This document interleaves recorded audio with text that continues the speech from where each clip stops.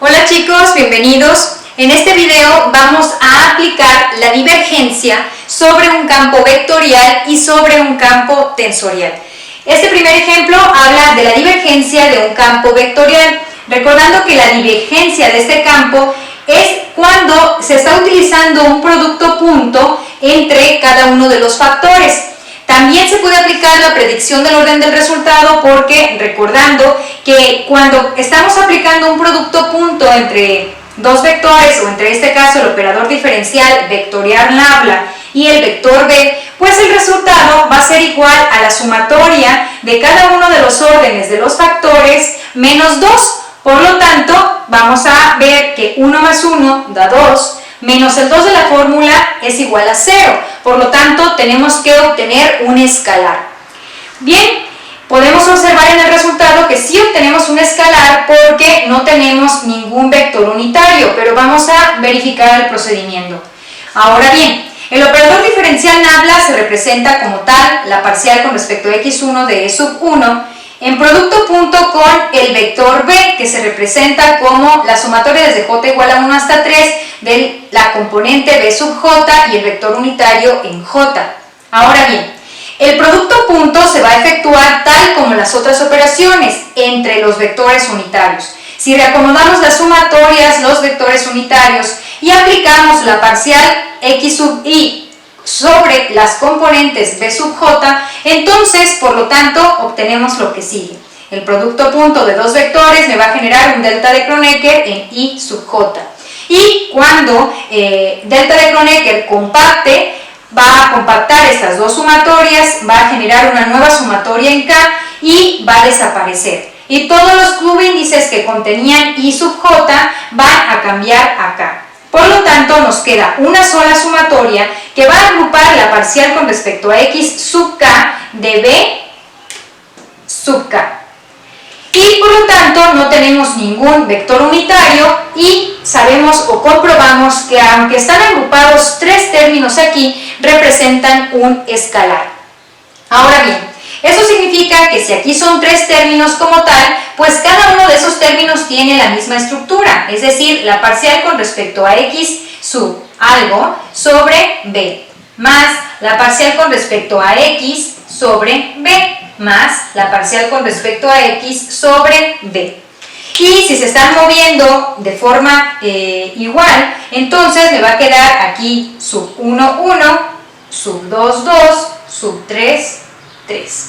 Ahora bien, como el orden del resultado es un escalar y si la situación algebraica más adelante nos lo permite, vamos a poder sumar cada uno de estos tres términos. ¿Por qué? Porque cuando nos otorguen el valor de la componente B1, B2 y B3, solo voy a derivar de forma parcial sobre X, sobre Y sobre Z. Y por lo tanto ustedes saben que no todas las ocasiones, de acuerdo a cómo nos quede el álgebra, se va a poder simplificar el resultado. Sin embargo, sabemos que esos tres términos son un escalar porque no tienen vectores unitarios. Ahora vamos a continuar con la divergencia de un campo tensorial.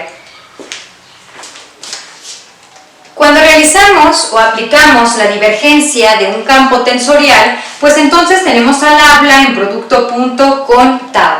Para predecir el orden del resultado, bueno, podemos observar que el orden del resultado va a ser igual a 2 más 1, que da un total de 3, menos 2, que nos indica la fórmula, y eso genera que vamos a obtener un tensor de orden 1, es decir, un vector.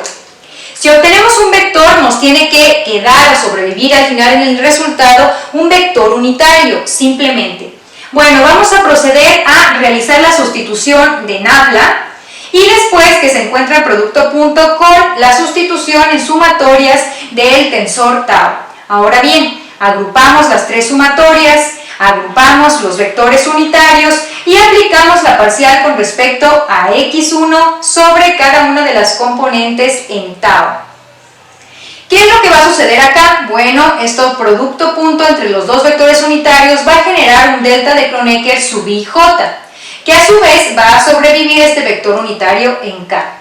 Cuando delta de Kronecker compacte estas dos sumatorias para formar la sumatoria en L, va a generar la sumatoria en L, vamos a bajar la sumatoria en K y todos los subíndices que tenían I, J van a cambiar a L. En este caso cambia el subíndice de la parcial y cambia el primer subíndice de tau. Ahora bien, sabemos que en este resultado pues quedó un solo vector unitario, que ya nos comprueba que sí obtuvimos un vector. Ahora bien, sin embargo, tenemos que acomodar 9 términos, pero al final agruparlos solo en 3. Primero vamos a proceder a realizar la interpretación de los subíndices. Para ello observamos que si asignamos a L fila y a K columna, podemos de forma mecánica ponerle de una vez desde un principio los subíndices a tau. Si se fijan, el subíndice que tenga la parcial va a ser igual al primer subíndice de tau y el subíndice que tenga el vector unitario va a ser igual a el segundo subíndice de tau. Sin embargo, para no revolverme, primero voy a colocar los subíndices de tau. Es decir, coloco de forma mecánica 1, 1, 1, 2, 1, 3, 2, 1, 2, 2, 2, 3, 3, 1, 3, 2, 3, 3. Ahora bien, ahora procedo a colocar los subíndices de la parcial y el subíndice del vector unitario. Para ello recuerden que el primer subíndice va a ser igual al de la parcial y este subíndice va a ser igual al segundo de la parcial. Y los voy copiando como tal.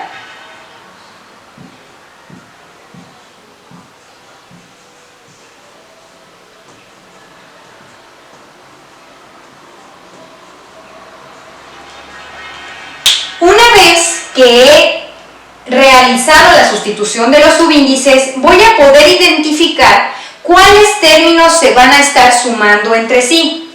Bueno, al final cuando ya aplique la parcial sobre la respectiva componente de tau, me va a quedar aquí un valor, aquí otro valor y aquí otro valor. ¿Por qué sé que voy a agrupar toda esta columna? Sé que la voy a agrupar porque todos tienen de factor común el vector unitario en 1. Lo voy a poder sacar extrayéndolo, factorizándolo y así voy a saber que voy a tener que sumar toda esta columna para que al final en mi vector respuesta sea la componente en 1. Voy a tener que sumar esta segunda columna, factorizo el vector unitario en la dirección 2 y va a ser la segunda componente de mi respuesta.